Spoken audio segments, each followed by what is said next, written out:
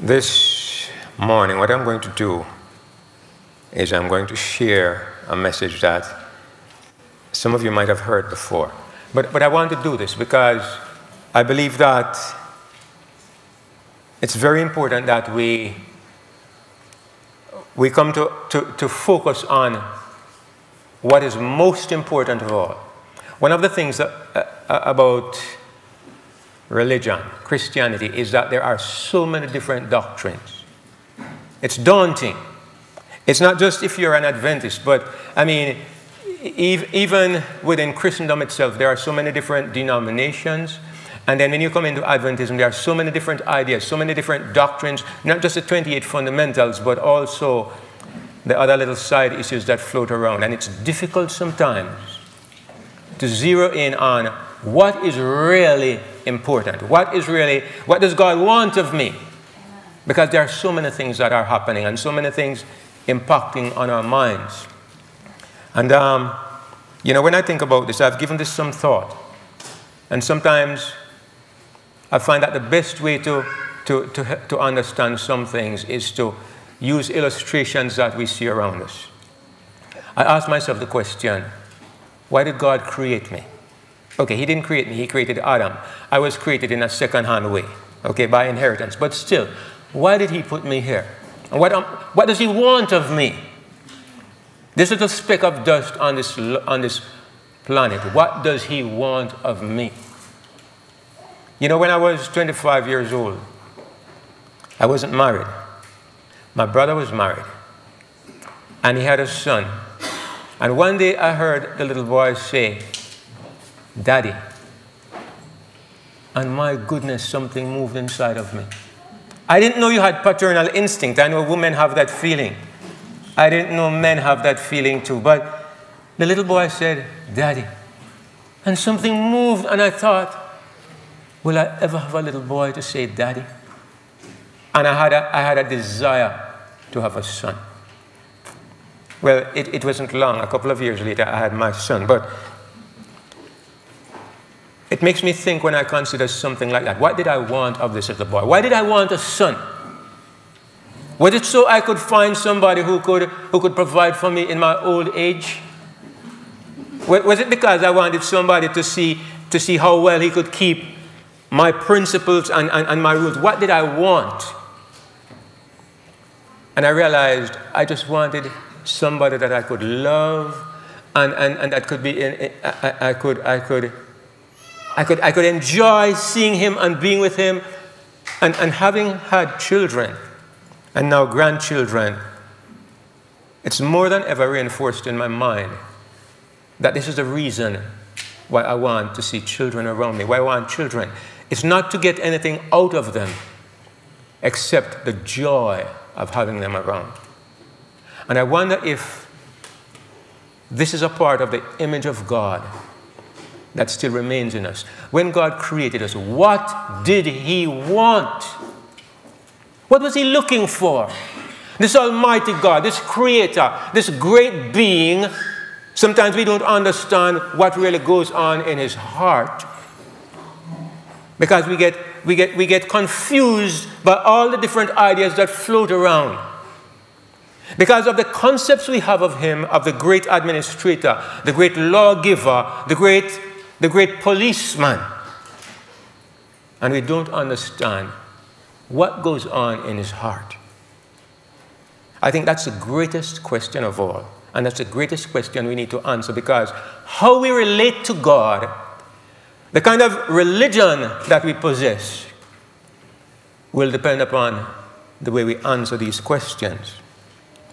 And that is why I want to go back to a message that I presented before, but I think I would like to share it again here, which is entitled, "The Eyes of God." I'm going to ask Brother Howard to come and sing a song with me, or to sing a song. I'm going to join him in the chorus. But I'd like to share this song as an introduction to what I have to say this morning.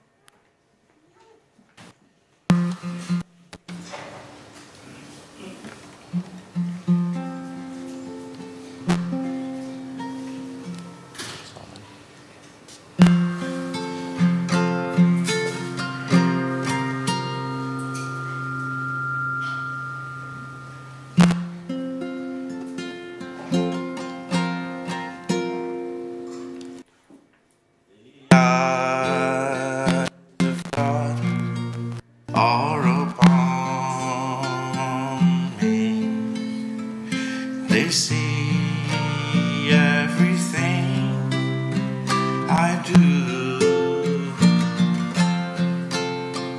The arms of God are around me. They keep me safe and secure. And He knows where I am every hour of every day. He knows each thought I think. He knows each word that I might say.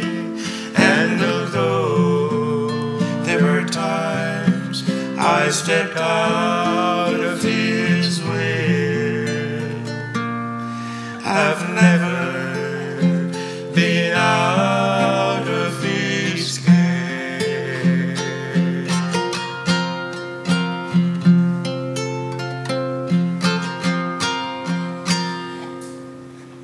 This changing world alarms me with war, with pain, with strife.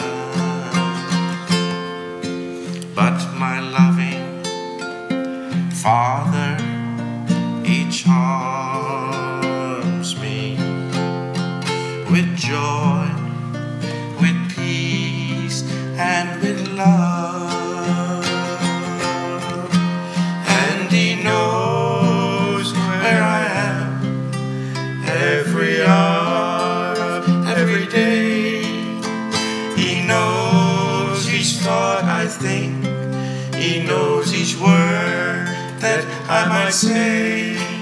And although there are times I stepped out of His way, I've never been out of His care.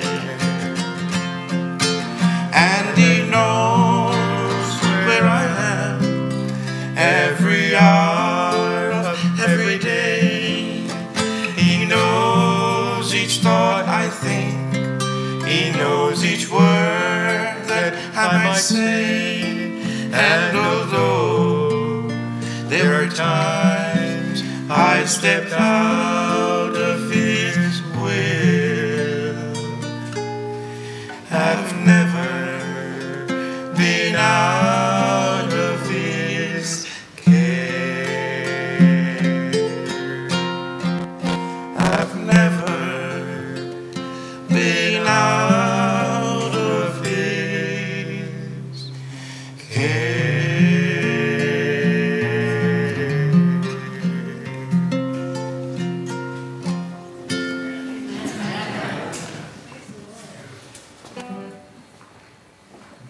Thank you, Brother Howard.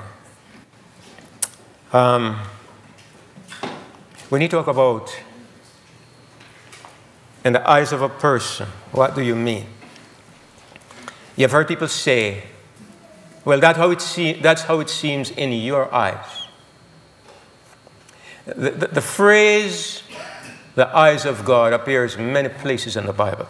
And it's interesting, if you just stop for a moment and just do a little revision in your mind, just do a little scan in your mind and ask yourself, what comes to my mind when I think of the eyes of God? You know, somebody says, God has got His eyes on you. What do you think? Somebody says, I have my eyes on you. How do you feel? Usually, it's not a very comforting feeling. It sounds like a kind of threat. And it's interesting. I want to read a couple of verses. Look at what it says in Proverbs 15 and verse 3. It's on the board. It's on the screen. It says, the eyes of the Lord are in every place, beholding the evil and the good. You read that, immediately what comes to your mind is, I had better be careful. I have to watch my step because God is seeing what I do. I don't know if something else comes to your mind, but that's what seems to jump out at me when I read it. Hebrews 4 and verse 13. I'm just using a sampling of a couple of these passages. It says in Hebrews 4 and verse 13, neither is there any creature that is not manifest in his sight. But all things are naked and opened unto the eyes of him with whom we have to do. And normally, you read that, as I said, there is a feeling of being under scrutiny and a feeling that says, I better be careful. You feel pressured. That's how I feel when I think of it that way. It kind of reminds me of the song that I think it started in America. It has an American tone about it. You better watch out. He's making a list, checking it twice. He's going to find out who is naughty or nice. Santa Claus is coming to town. And even in this little ditty, children's song, there is an overtone of a threat. You had better be good because somebody's watching you. And if you're not good, you're going to miss out. Only the good ones are going to be rewarded. So because these eyes are upon you, kind of threatening you, you have to strive and struggle to meet up to a certain standard. Is that how it feels when we say that God has got his eyes on you? Is that what it means? And I ask myself the question, why do we feel kind of subliminally threatened? Why do we feel subliminally threatened? If I ask you, do you feel threatened? You will say no. Do you think that God threatens you? You will say no because it's what you ought to say. But very often, what we say with our mouths is not actually what we feel in our hearts or what we have in the back of our minds. There's this subconscious idea that God, one of the main purposes of God is to monitor your activities to make sure that you're walking on a certain line. And if you slip off this line, then you are in great danger. I don't know. This dogged my step, this idea dogged my steps for many, many years. Because it's something we learn from we are children, and it stays with us, and it's difficult to get rid of it because it's bred into our psyche, into our way of thinking by society, by religion, and even by the experiences of life. And unfortunately, many of the things that we see around us, we impose them on God. You know? And I'm going to suggest a reason. I'm going to suggest one legitimate reason why we think like this. I say legitimate reason, even though I'm not saying that this is how it is, but it's a legitimate reason. And the reason is that go to the Bible, our handbook, and 3/4 of the Bible presents God as the God of the law. When you think of law, what do you think about? I'll tell you this. I'm driving down the road and I'm doing 80 miles per hour and I see flashing lights. What do? Instantly, I'm driving at 30.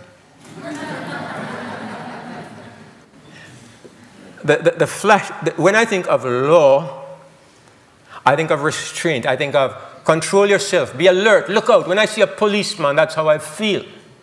I guess in the old days, they used to try to promote the idea that the policeman is everybody's friend. But these days, that has kind of changed. I think it may be true here, but I know in Jamaica, if a policeman steps out and he holds up his hands like this, instantly you feel threatened. Instantly. It's kind of like when I'm coming through immigration in America. It's traumatic. I almost hardly want to travel because of immigration. There's a man you have to face, and the man's purpose is to find a fault.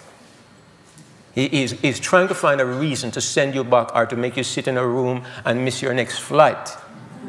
I can't tell you how many times that has happened to Howard and me.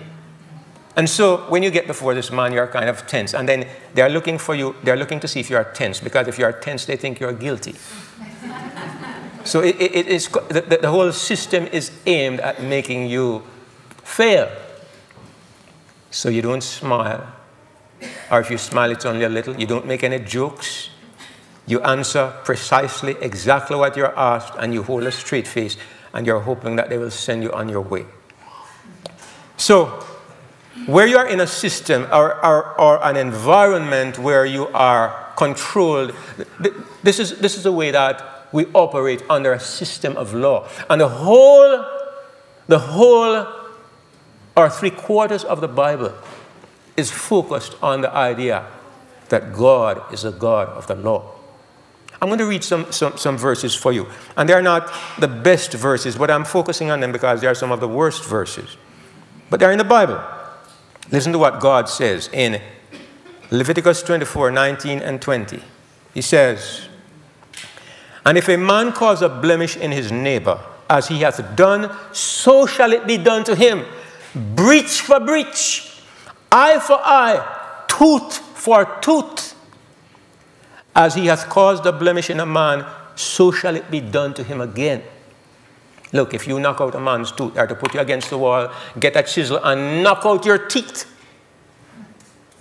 I heard a story, and it's a true story, it's barbaric, but there was a man who was driving through a community, and I think he knocked down a child and killed the child. And the people came out and they dug out his 2 eyes. You call that brutal, barbaric, primitive, mindless idiocy. But this almost sounds similar, doesn't it?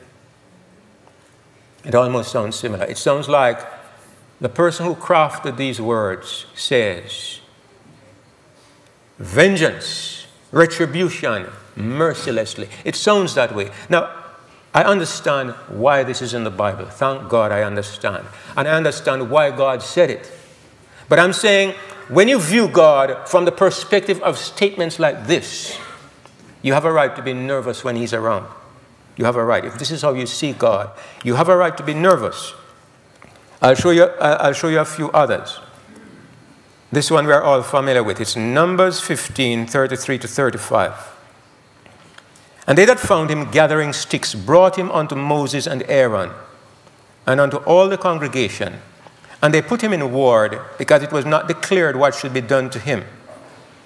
And the Lord said unto Moses, The man shall be surely put to death. All the congregation shall stone him with stones without the camp." This was the system of the law. It was the system of the law. It was a system where Israel was under the law. You see, here's something I'm going to say to you, and if you think about it for a moment, you will see the truthfulness in it. You cannot have a system of law that works unless you have penalties. Think for a moment. You've heard this illustration before. You say to your child, "Don't touch the cookies." He touches the cookies. Did you hear me say, "Don't touch the cookies"? He touches the cookies. I said, "Don't touch the cookies." He touches the cookies. After a while, that child is deaf to you. Your word means nothing. Your law becomes impotent and meaningless because there's no penalty attached to it. You see what I'm saying? Anytime you have a system of law, what I call legal law, you have to attach penalties to the law, or it means nothing. Just think about that for a moment, and you might begin to guess where I'm going. But even if you don't, we'll get there.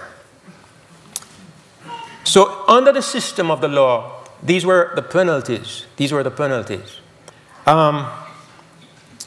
You remember the story of Uzzah, all right? David is taking the ark back to Jerusalem. It's a joyous occasion. The Philistines had the ark for maybe about half a year, and they're going back to Jerusalem. And God has made a rule that nobody must touch the ark apart from the Levites. And there's a man beside the ark, and he's jumping for joy because they are bringing the ark back to Zion, to Jerusalem. And they are traveling on a road like some of these Jamaican roads. It's full of potholes. And the ark, the cart hits a pothole, and the ark jumps like it's about to fall off. Uzzah reaches up and touches the ark, and instantly God strikes him dead. Goodness gracious. Under this system, How do you relate to God? You dare not make a mistake. Your situation is one of fearfulness and hoping that you don't make a mistake. That's the system of the law. Now, you can understand what the people say here in Numbers 17 and verse 13. Look at what they say. I can sympathize with them. Let me start from verse 12. And the children of Israel spake unto Moses, saying, Behold, we die, we perish, we all perish. Why are they all going to perish? Whosoever cometh anything near unto the tabernacle of the Lord shall die. My goodness. Shall we be consumed with dying? They are deadly afraid of God. Why? Because they can't make a mistake. We're all going to die. That's what they're saying. We're all going to die. They don't know what to expect next. Now, unfortunately, this morning I can't explain all the reasons why God operated like this. I can't explain. Not this morning. And I'm going to suggest, if you have questions in your mind that are challenging concerning what was happening in the Old Testament, I'm going to recommend that you watch a video on our channel on YouTube. It's entitled The Greatest Parable. The Greatest Parable. I want to recommend that you watch this video because these difficult passages, they need answers. They need answers. And one of the problems that many people have with the Bible and with God is these kinds of situations. And if you don't have an answer, it's very difficult. But the point I'm really making this morning is that this picture of God exists in 3/4 of the Bible. And most people go with the majority carries.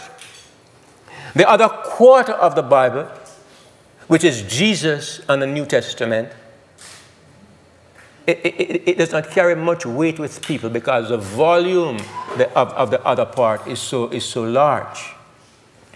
And also because many people think that the Old Covenant and the New Covenant are the same thing. They don't understand what was happening then. The typology, the illustration, the kinds of people God was dealing with, the lessons he was teaching, compared to what happened when grace and truth came by Jesus Christ. They don't understand. And I want to recommend that you watch that video if this is challenging to you. You know, when I was 11 years old, I went to high school. I was 11 years old. And I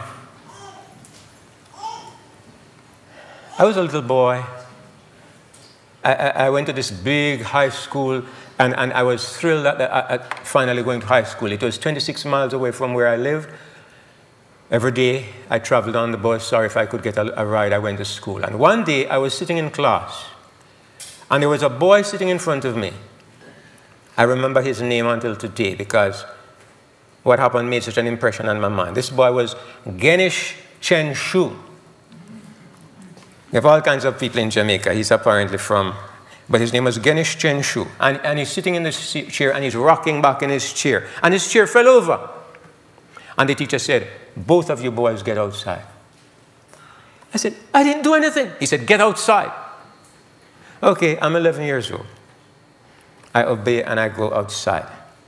And we're standing there. And then I see the headmaster coming. Now, this is the first encounter I'm having with the headmaster in my 11-year-old life. The headmaster is coming. He's wearing his jacket, and he has his tie like they did back in those days. And he's walking, and he glimpses us. He sees us. He turns, and he comes across. "What are you boys doing here?" And he doesn't wait for an answer. He says to the other boy, "Go to my office and get my cane." Cane? Beating instrument. So the other boy went running off. He wouldn't even walk. Went running.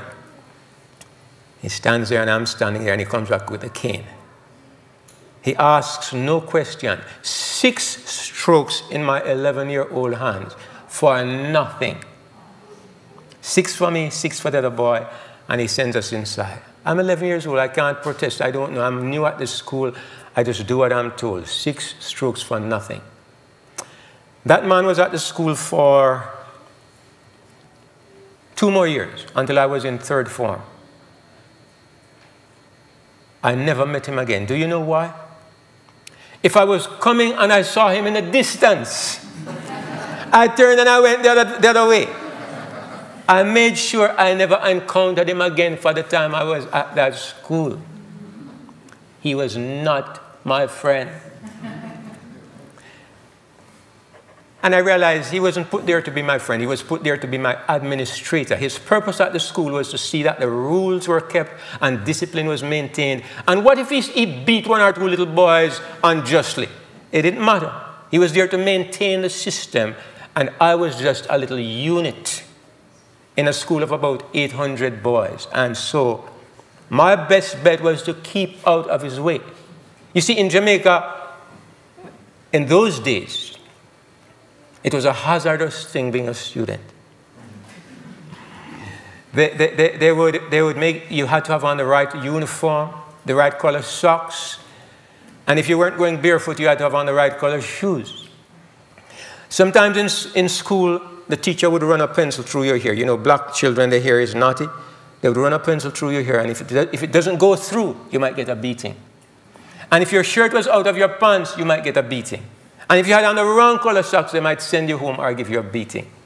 I remember I used to go to, before I went to high school, I used to go to Cambridge Primary School. Every morning, Teacher Sweeney stood at the gate with his strap at 9 o'clock. If you come through the gate after 9, you're getting a beating. Many mornings, my mother said, go to school, it's your fault that you're late. My mother at home and the principal at the gate. I went into the bush and hid until evening. Once or twice, I admit, I did that. But it was hazardous being a student, and the principal was not your friend. He was the law giver. He was the policeman. His purpose, he didn't know us. How could he know so many students? He just looked to see if your shirt was out of your pants or your socks were the wrong color or something. He's looking for a problem so that he can make an example of you. And not surprisingly, I longed for the day when I would be finished with school. Anyway, I give this example because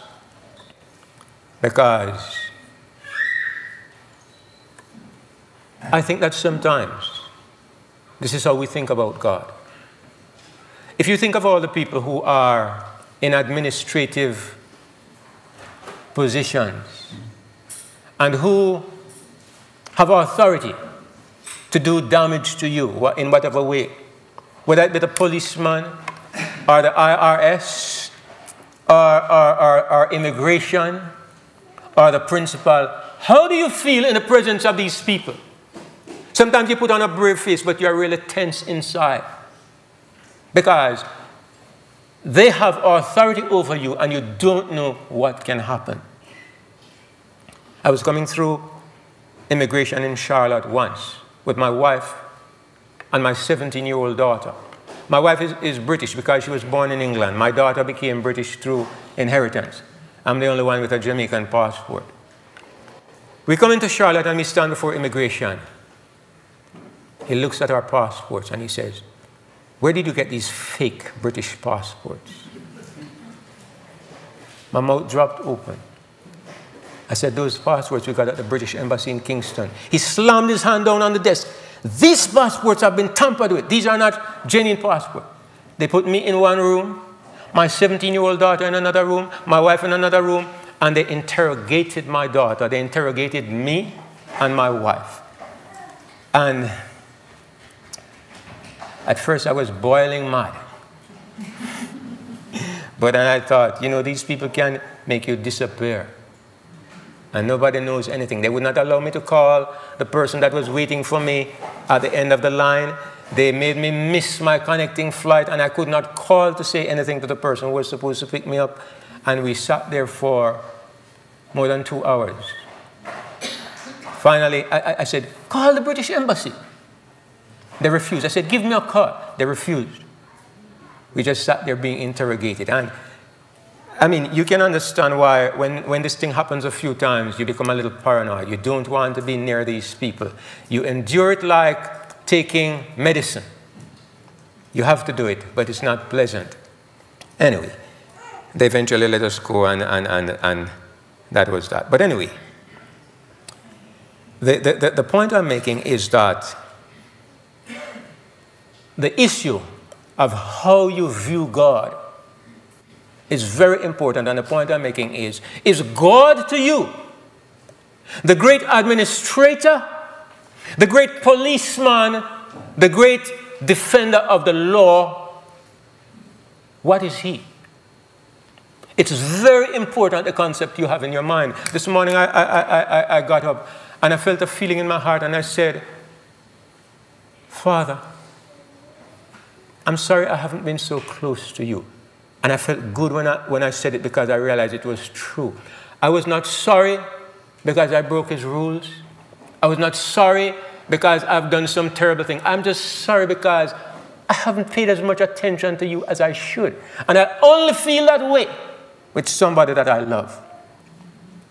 And I felt happy because I realized that this was a sentiment in my heart. And I wonder if he had the same kind of feeling. You know, at the same time, I was suffering from these headmasters. It wasn't all bad, but I'm just bringing out the bad aspects of school life as I remember it. But at the same time, there was another headmaster in my life. Do you know who it was? My father. My father was also principal of a school at the same time. And do you know, I came home every evening and I was never afraid. I was never afraid. And I sat in his presence every day and I was never afraid. Even though he was a headmaster, what was the difference? One was my administrator. One was the defender of the rules. The other one was my father. One I had a legal relationship with. The other one I had a family relationship with. I'm not afraid of family who loves me. Yes, my father spanked me a couple of times when I was a boy because I was very troublesome. But even as a boy, when my father spanked me, I knew it was for my good. I saw the tears in his eyes. My father was an unusual father. He never spanked me in anger. He would call all the family, my mother, my brothers, sisters, and he would sit me down and he would talk to me. And then he would tell me how disappointed he was, and I would feel like a dog. And then he would say, I'm going to give you 4 strokes. And he'd give me 4 little taps. And I'd be bawling because I'd be so ashamed. But it never hurt. But it made such an impression on my mind, I never forget. And I knew that he loved me. When he died, it still makes me want to cry. Instantly, when I heard that he was dead, when my brother called and said, when my brother and my sister-in-law called and said he's gone, I said, gone where? I couldn't believe he was dead because my father never dies. He gets sick all the time and then he's okay. So they said he's sick, and I said, I'll come in the morning. They call in the morning and say he's gone. I said, gone where? Because I wanted 5 minutes to tell him how much I appreciated him. Never got the chance, but I will get it still. I will get it because I'll see him. But I appreciated him because one thing I know, with all his faults, I've come to understand the love of God easier because of the father that I had. Because I never ever could question his love, even when he had to correct me. He loves his children very much. So, some of that I've been able to transfer to my understanding of God. I'm just going to make 2 comments about the law, maybe 1 comment before I move on about the system of the law. Just 1 thing, because I'm going to recommend that you watch that video entitled The Greatest Parable. But I just want you to look at this verse in Matthew 19 and verse 8. Let me start from verse 7. They say unto him, why did Moses then command to give a writing of divorcement and to put her away? He said unto them, Moses, because of the hardness of your hearts, suffered you to put away your wives. But from the beginning, it was not so. They say Jesus always answered with, "Thus saith the Lord." He quoted scripture. I'm going to tell you that in this place, Jesus contradicted the scripture. All right? Jesus cannot quote the Bible for what he's saying here. Because Moses, and it was not Moses, who gave it to Moses? It was God. God says, give her a writing of divorcement and put her away. And Jesus says, why did God do this? Was this what God wanted? Was this the heart of God? Absolutely not. God made this rule because of your condition. God was catering to what you are, and so he had to adjust what he permits. Now, why do I point this out? Because I'm saying if you can understand this, you have a key for understanding many of the things that happened under the law. Why did God say these things under the law? Why did he allow and do these things under the law? This verse gives us a clue that it's not just in this one instance. In many of the things that were permitted and commanded under the law, it was done because of the condition of the people. Paul says in Galatians 3 and verse 19 that the law, wherefore then serveth the law? It was added because of transgressions. It was not God's heart nor his ultimate plan. It's not how he wanted things to run. It's how he had to do things because of who he was dealing with, because of the condition of planet Earth and the stage he was at in the development of the plan of salvation. And we're not going to dwell on that too much today, but I just want us to bear that in mind as we move on. Now, what is important then? I'm going to suggest to you that it's very important how you understand God to be looking at you. What kind of eyes is God looking at you with? Is it the eyes of the headmaster, or is it the eyes of my daddy? How do you feel when you come into his presence? Are you in the presence of the immigration officer, of the cop who stops you on the road, or are you in the presence of a family member? What kind of relationship do you have with God? And the answer to this question is really the reason why I and so many people here, so many of the speakers, seem to be talking about the law. And you say, and the opposers will say, these people are at that camp meeting attacking the law. And it's a lie. Because all of us know that the law is holy and just and good. But it's the question of, what does your understanding of the law and its place do to your relationship with God? That is the issue. You think I'm against keeping the Sabbath? I'm a Sabbath keeper. You think I'm against, you think I am a thief? I used to be. I used to be a fornicator, all of that. You think I am wanting to go back to this? I walk in harmony with the law better than many who are criticizing. It's not about getting attacking the law. It's about what kind of relationship do you have with God? This is the point. How do you see God and how do you relate to God? And many people, because of the legal environment, are treating God like the big policeman, like the immigration officer, like the headmaster. That's how they see God. They are fearful in his presence. They really want to avoid him, but they know they must go through the motions of worship in order to be saved. So they go to church and they read their Bibles and they have family worship, but they are tentative around God. They feel like Uzzah. They feel like Uzzah, they might touch the ark and drop dead. They don't know what to expect. They don't know what to expect of God because they know him through the eyes of the law. They feel like he's a Santa Claus who is making a list and checking it twice, finding out if you have been naughty or nice. I'm not afraid of God anymore. I'm not afraid. I met a little girl here. She's about 2 or 3 years old. Brother Daniel's little daughter. She's at the back there.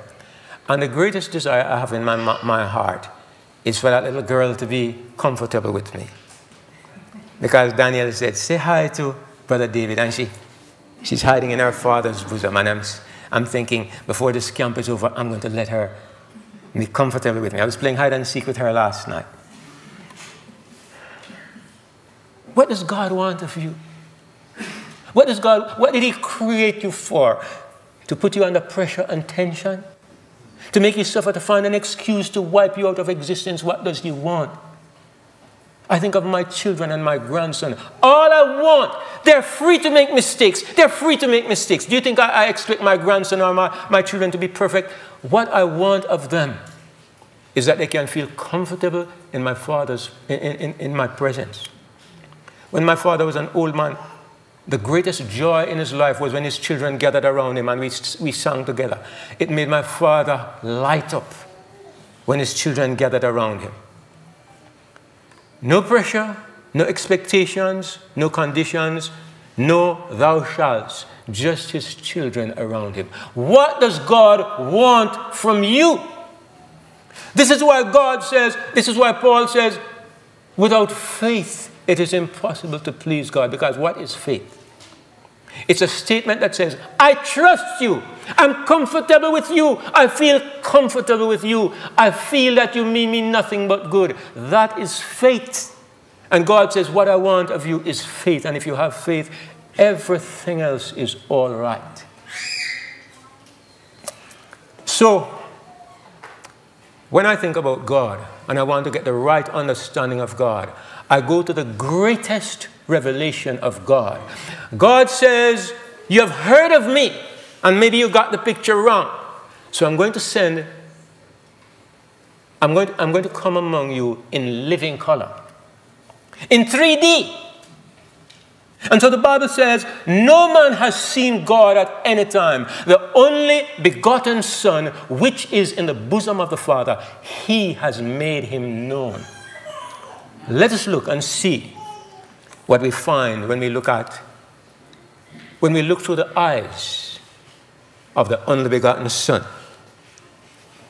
You know, there's a song. How many of us here ever heard the name Engelbert Humperdinck? Put up your hand. So many old people here. I know he's from that generation. But anyway, he sang a song, and it says, I don't know if it was his song, but I heard him sing it. It says, it's true I know, that eyes of love might change the view for me. For eyes of love can see so much that other eyes don't see. I'm going to illustrate it. It depends on what eyes are you looking through. And that's why I entitled this presentation, The Eyes of God. What kind of eyes does God have? What does he see when he looks at you? And I want us to get this right.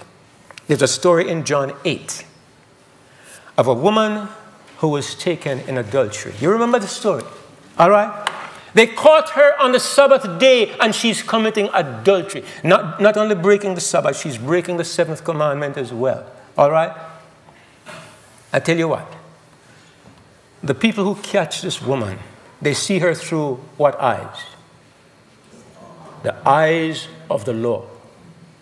And they take this woman, her hair is hanging loose. Her clothing is hanging off her body. They drag her out of the room and they drag her through the streets. A band of men jealous for the law. And people are looking through the windows.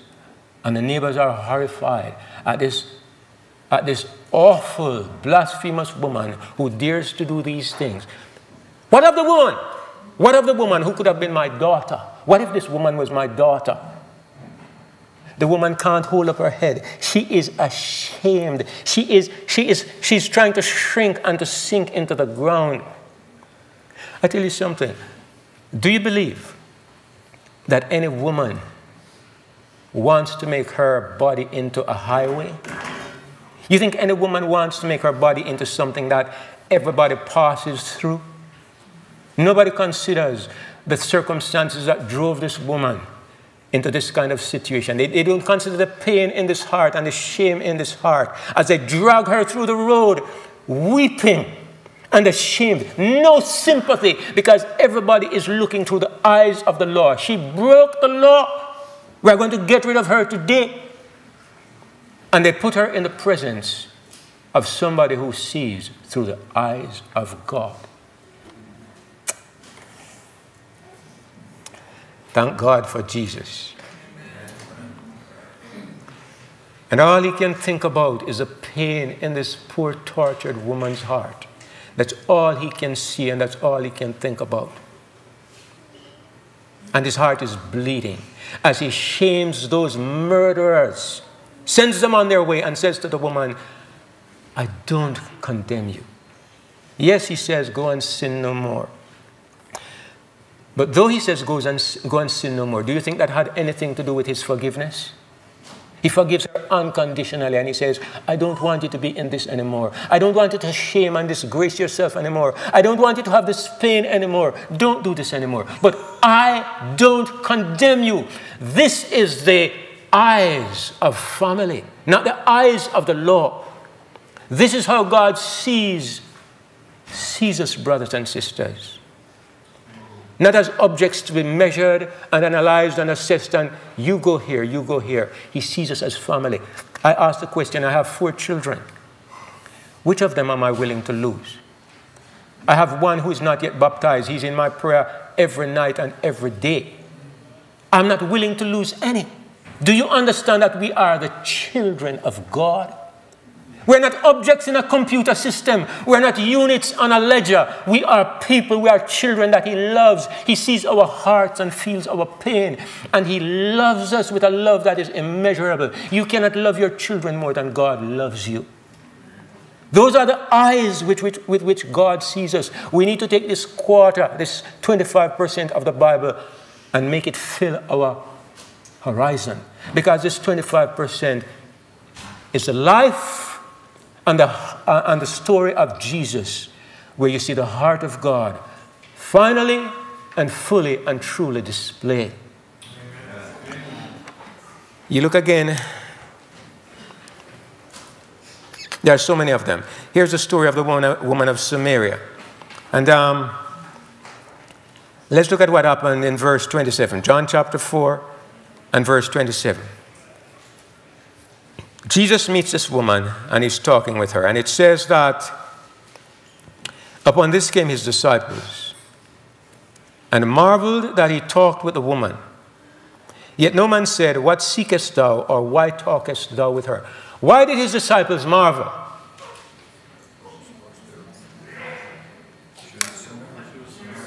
She's a Samaritan and a woman and a husband thief. She's a husband thief. She is immoral. She is from a race that they consider to be dogs. And Jews have nothing to do with Samaritans. And they're marveling that Jesus is comfortable with this woman. What eyes are they looking through? They are looking through the eyes of rule and law. And this woman is disqualified. And here is Jesus, and he's sitting with this woman. And he's happier than he has been for a long time. This woman that has had 5 husbands, and this one is not her own. This woman that, I remember one night, a friend of mine, we were in Kingston, and we saw a group of prostitutes at the side of the road. We were handing out tracts. It was late at night too. It was about 10:30. And my friend said, let's go over and talk with them. And I admit, this is years ago. I was a young Christian, but the first thought that came to my mind, what if anybody sees me talking to these ladies? But we went over. And at first they were defensive. They said, get away, gonna go away, and so forth. But after we started talking, they warmed up, and we started having a nice conversation with them. And I found out, these are people. These are normal people who just want to find a way to survive. And my heart went out to them. But Jesus, He knows everything about this woman. And yet, Jesus tells this woman something that he has never said to anybody else. The woman said, we have heard that Messiah will come. Jesus says, I who am speaking to you am he. He never said that to anybody else. He always referred to himself in some mysterious riddle kind of way. But this woman he tells directly. Because Jesus does not see. God's eyes do not see as our eyes see. He loves this woman. He doesn't consider her past or even her present. What he's seeing through is the eyes of a father who is looking at his child who is suffering. Another occasion, another story. A Pharisee invites Jesus to supper. Simon, all right? There is a prestigious assembly. I suppose there are other Pharisees there, doctors and lawyers, and Jesus is sitting there. And all of a sudden, horror of horrors, there comes a woman through the door who has not been invited.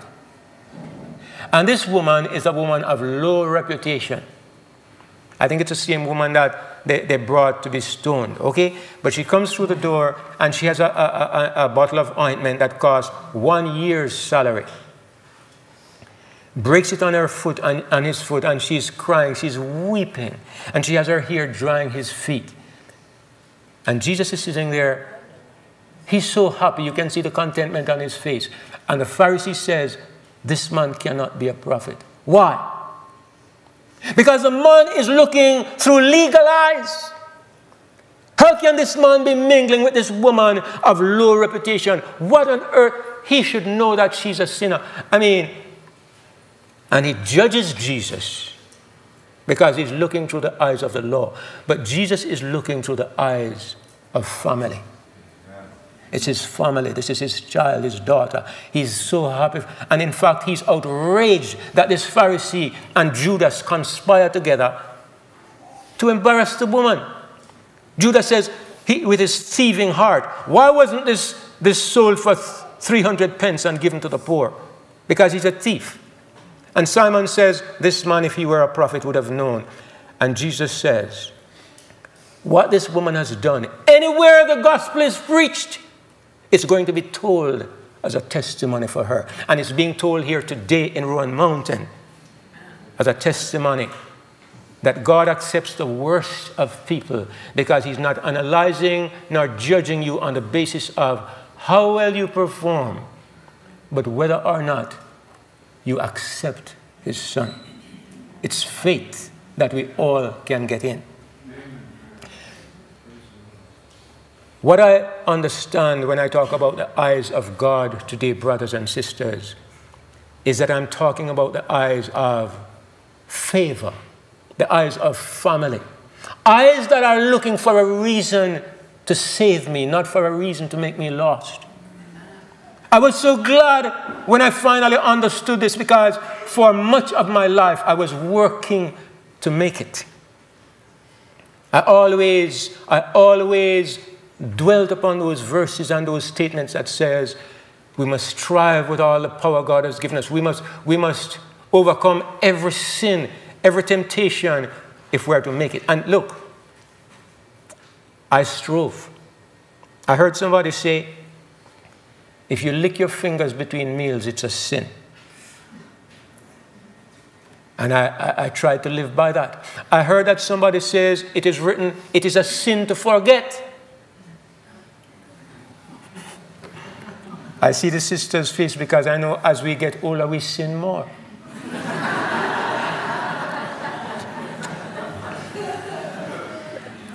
I try. And I'll tell you something. When you set out to be accepted because you do well enough, I'll tell you this. You never spend a day in your life that you feel truly accepted. Which day have you ever come to that you feel, I did it today? Which day? Well, if you are just a strict legalist to the letter of the law, the last time I killed somebody was before I was born, right? The last time I committed adultery or fornication was I've been married 44 years, so it was some time before that. The last time I stole, I can't remember. I mean, if you go by the letter of the law. But what about the motives and the intents of your heart? What about if you measure yourself like this? When was the last time you had an impure thought in your mind? When was the last time you were angry with somebody inside? You try to be perfect in this way. I remember one morning I was jogging, okay? I'm trying to be perfect. I see something, and I know that a thought is going to come into my mind. I say, I'm not going to think this, okay? So I start singing, right? I start saying 2 times 2, 2 times 4. I start saying my timetable. I start doing everything possible to keep the thought out of my mind. And if you understand how the human mind works, that thought is just sitting there and saying, okay, let's see how long you keep this up. And inevitably, about half a mile down the road, I let down my guard and the thought jumped into my mind. And I went home feeling defeated. And the point is, under this kind of situation, when do you ever feel, I've made it today, I'm fit for heaven? And if you do, it's only until tomorrow. I remember when I was young and naive. I was in college at that time, and I was working this system. And there were 3 days when I thought I didn't commit a sin. 3 days. I measured myself, and I didn't think I went out of line. Of course, it's just because my vision was so limited, right? But at the same time, after day number 3, what happened? Back to square one. I couldn't stand the strain any longer. And the point is, I'm not belittling the idea that we seek to please God in every way. I'm not belittling that idea. That's not the point. The point is, whether I make the mark or I don't make the mark, I am family.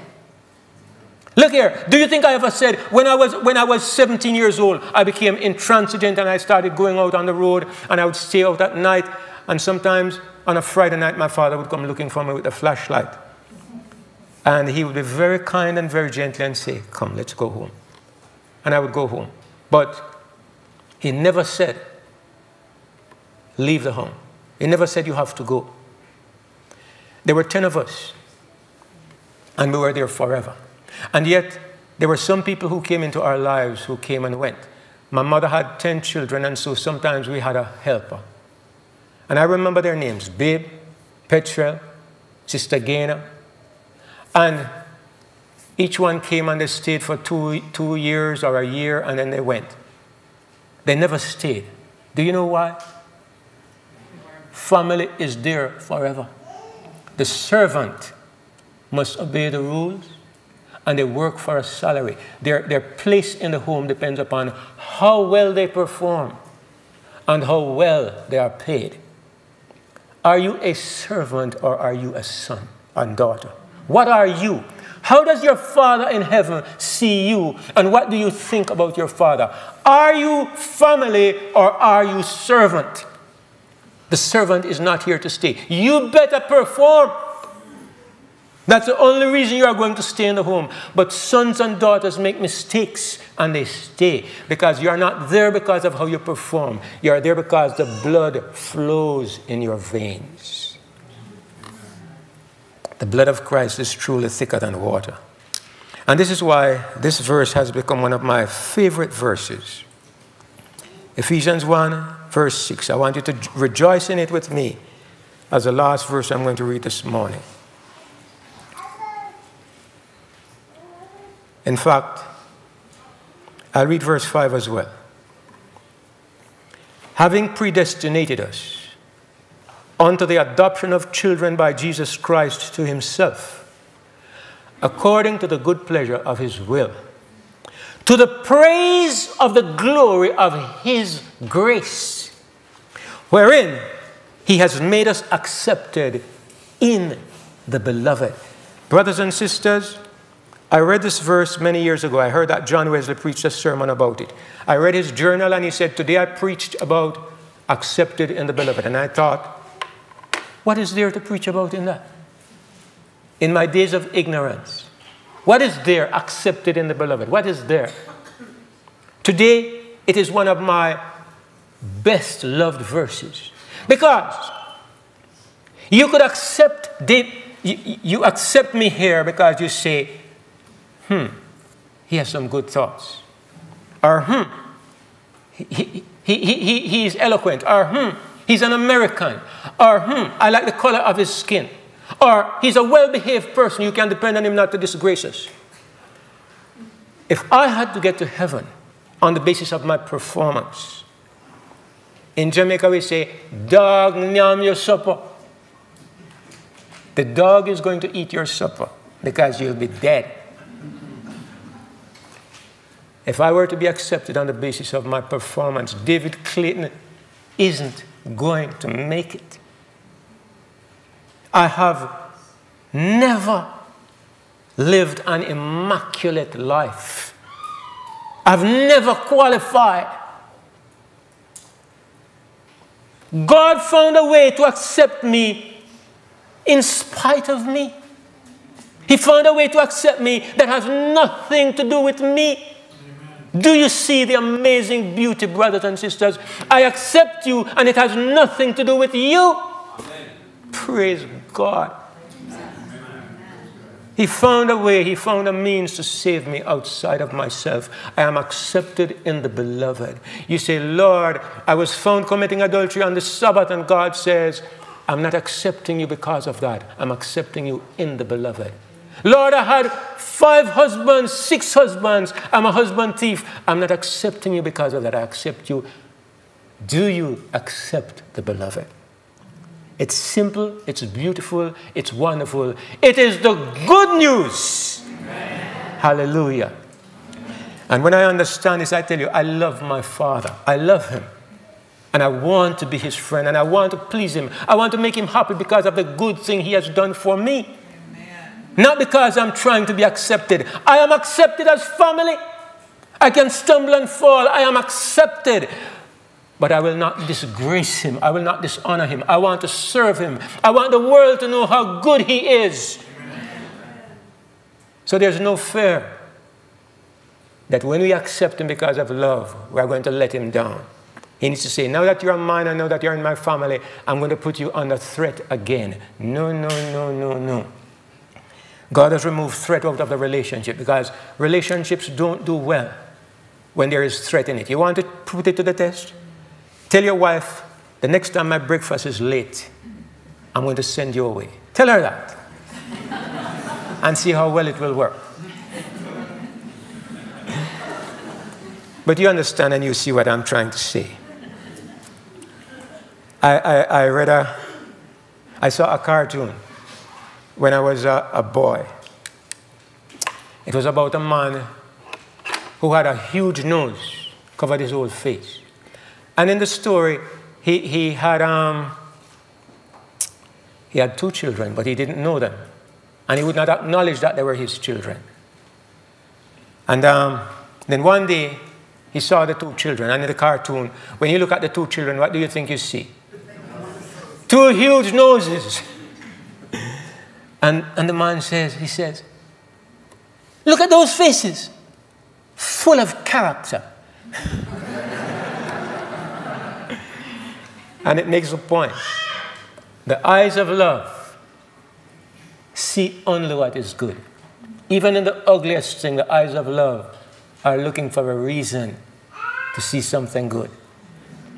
God is looking at you through the eyes of love, not the eyes of the law. Praise the Lord. Please bow your heads with me as we pray.